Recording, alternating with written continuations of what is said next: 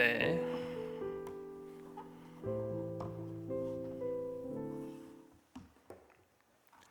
찬송가 361장으로 함께 찬양하겠습니다. 찬송가 361장입니다.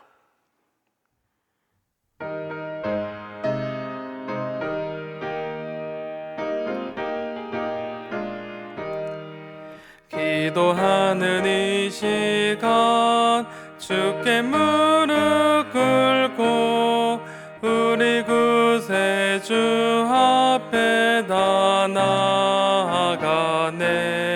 믿음으로 나가면 주가 보살피사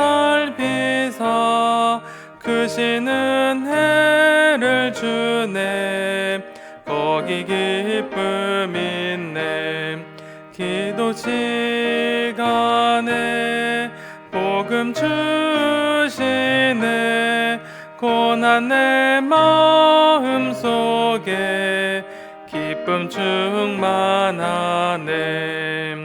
기도하는 이 시간 주가 곁에 오사 인자하신 얼굴로 귀 기울이네. 우리 마음 비우고 주를 의지하며 크신 은혜를 주네. 거기 기쁨 있네. 기도 시간에 복을 주시네. 고난 내 마음 속에 기쁨 충만하네. 기도하는 이 시간 주께 엎드려서 은밀하게 구할 때 곧 응답받네. 잘못된 것 아뢰면 측은히 여기사 크신 은혜를 주네. 거기 기쁨 있네. 또 시간에 복을 주시네. 고난 내 마음 속에 기쁨 충만하네. 기도하는 이 시간 주를 의지하고 크신 은혜 구하며 꼭 받으리라. 의지하는 마음에 근심 사라지고 크신 은혜를 주네. 거기 기쁨 있네. 기도 시간에 복을 주시네. 고난 내 마음 속에 기쁨 충만하네.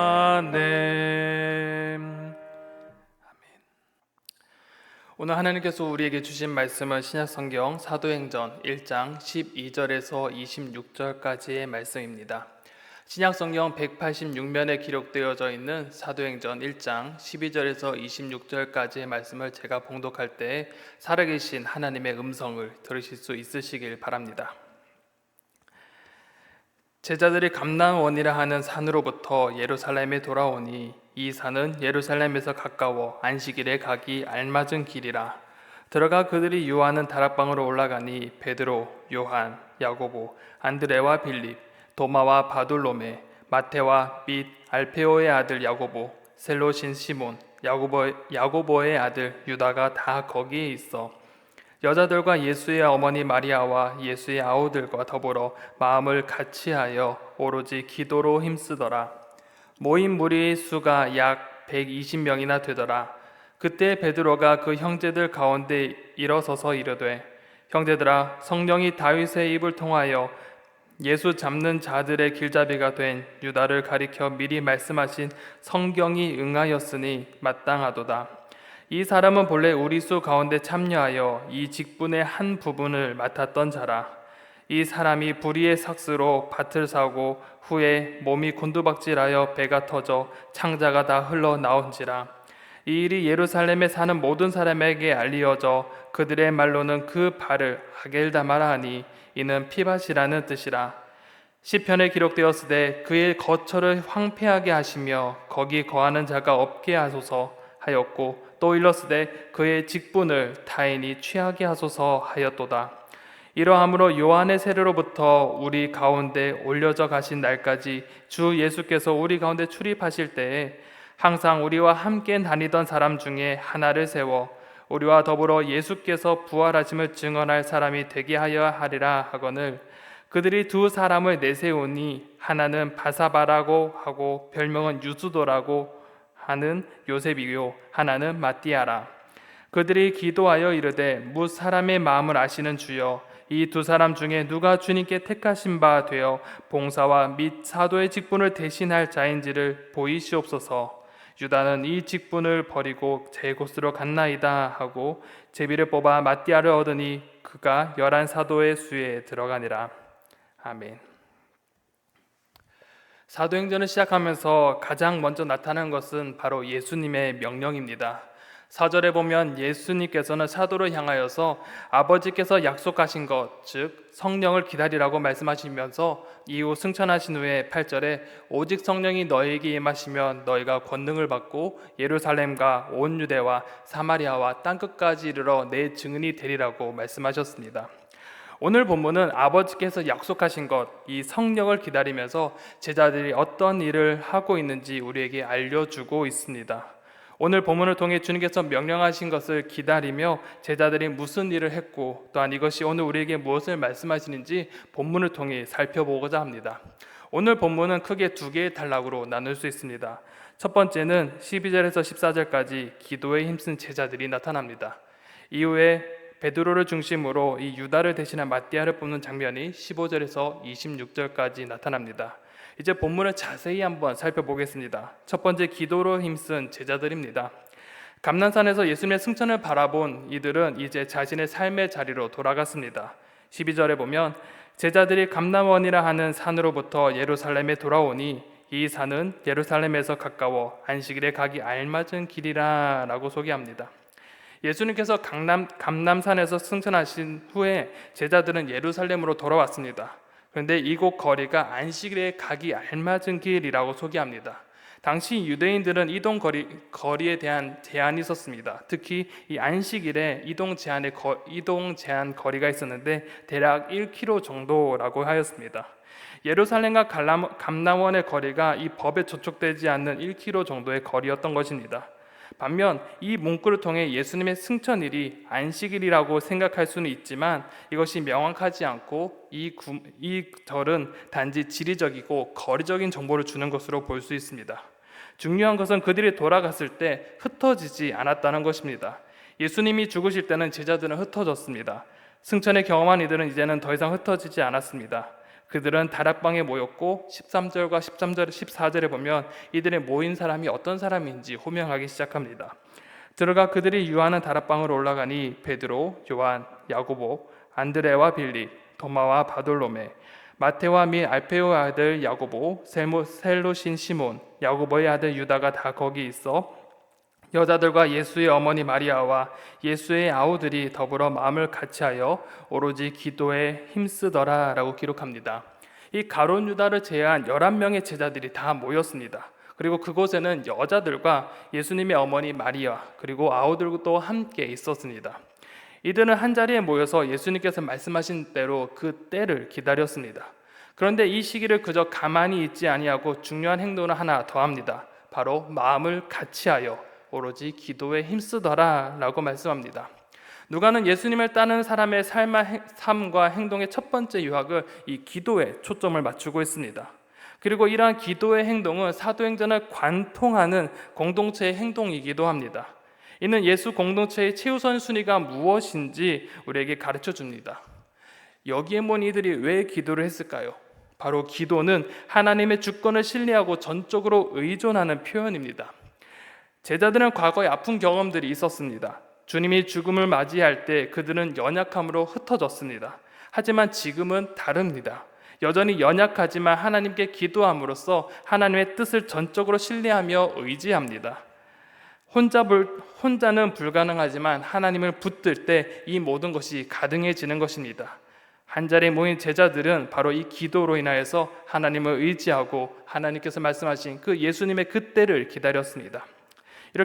이렇게 기도의 모습으로 이야기한 뒤에 두 번째 단락에서는 이 모임에서 유다를 대신한 마띠아를 뽑는 장면이 등장합니다.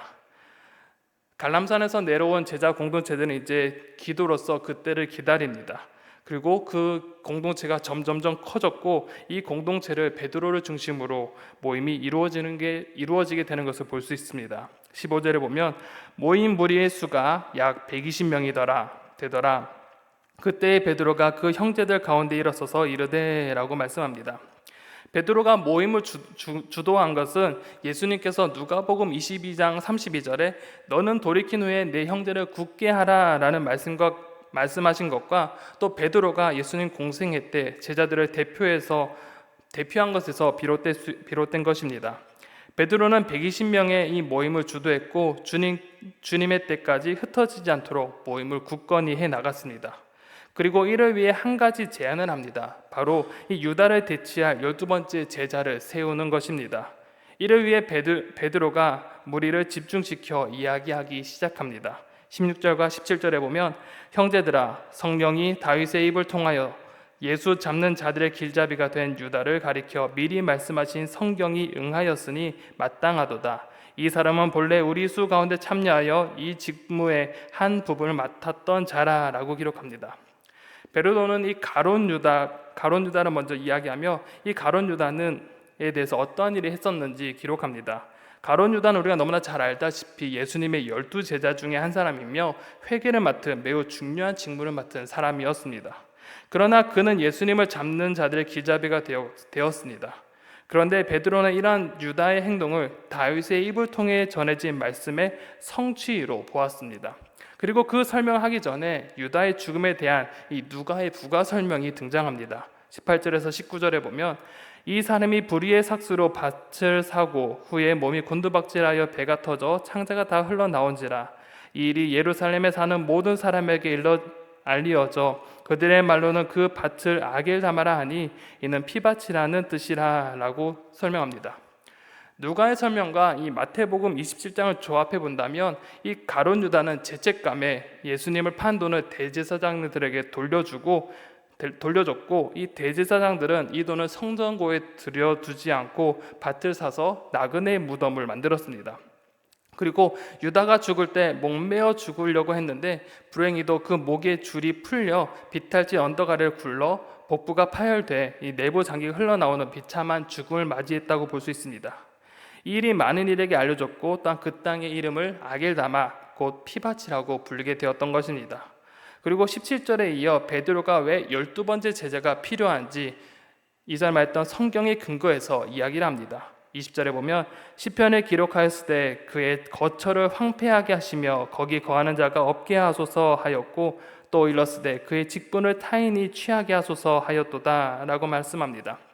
베드로는 시편 69편 25절과 시편 109편 8절을 인용합니다. 시편 69편의 경우 의인을 공격하는 원수를 하나님께서 진노하시고 제거해달라는 요청이 담겨져 있습니다. 또한 시편 109편에는 이 악한 자의 연수를 짧게 하고 공동체 안에서 이 지도자로서의 책임을 다른 사람에게 넘기기로 기도하는 장면이 등장합니다. 베드로는 이 다윗의 예언적 기도가 유다에게서 성취되었고 109편과 같이 유다의 직분을 다른 이에게 취해야 한다고 보았습니다. 그래서 새롭게 세워야 할 사람의 자격과 사명을 제시합니다. 21절과 22절에 보면 이러함으로 요한의 세례로부터 우리 가운데 올려져 가신 날까지 주 예수께서 우리 가운데 출입하실 때에 항상 우리와 함께 다니던 사람 중에 하나를 세워 우리와 더불어 예수께서 부활하심을 증언할 사람이 되게 하여야 하리라 하거늘이라고 말씀합니다. 새롭게 선출된 사람의 자격은 바로 요한의 세례부터 예수님의 승천의 그 날까지 우리와 함께한 사람이었습니다. 즉 예수님의 공생의 전체를 경험했던 사람으로 한정합니다. 예수님의 사역을 경험했고 그의 죽으심과 부활, 승천을 함께 목격한 사람이어야 합니다. 이러한 조건은 제자의 사명 또한 이러한 조건은 세자의 사명 때문이기도 합니다. 제자의 사명은 바로 예수께서 부활하심을 증언하는 자이기 때문입니다. 이러한 베드로의 제안에 사람들은 이 조건에 맞는 두 사람을 선정합니다. 한 사람은 요셉이며 다른 한 사람은 마띠아입니다. 누가는 이 요셉에 대해서 좀 더 길게 설명합니다. 요셉은 바사바라고도 하며 유스도라는 별명을 가진 사람입니다. 누가는 이 요셉을 좀 더 길게 이야기하면서 독자들에게 요셉에게 좀 더 눈길을 가게 했습니다. 마치 요셉이 이 제자들의 수에 들어가는 것처럼 의도적으로 관심을 집중시키게 했던 것입니다. 이제 두 명의 후보를 선정했으니 이제 중요한 것은 누구를 어떻게 뽑을까가 중요해졌습니다. 사람의 마음이 그렇듯이 수많은 무리의 그 리더를 뽑는 것은 참으로 어렵고 각자의 마음, 선호도는 다 다르기에 언제나 불만과 다른 소리가 나올 수 있습니다. 그런데 함께 모인 이들은 한 마음이 되어 함께 기도했고 모든 결과를 하나님께 맡깁니다. 24절부터 26절까지 보겠습니다. 그들이 기도하여 이르되 뭇 사람의 마음을 아시는 주여, 이 두 사람 중에 누가 주님께 택하신 바 되어 봉사와 및 사도의 직무를 대신할 자인지를 보이시옵소서. 유다는 이 직무를 버리고 제 곳으로 갔나이다 하고 제비를 뽑아 마띠아를 얻으니 그의 11 사도의 수에 들어가니라 라고 말씀합니다. 그들은 먼저 기도했습니다. 이 예수님의 승천 후 제자들이 모여 기도하면서 한 마음으로 하나님의 때를 기다린 것 같이 이 중요한 결정이 있어서 모든 이들이 한 마음으로 함께 기도하였습니다. 그리고 하나님의 뜻을 구했습니다. 하나님께서 택하신 자가 누군지 알려달라고 기도했습니다.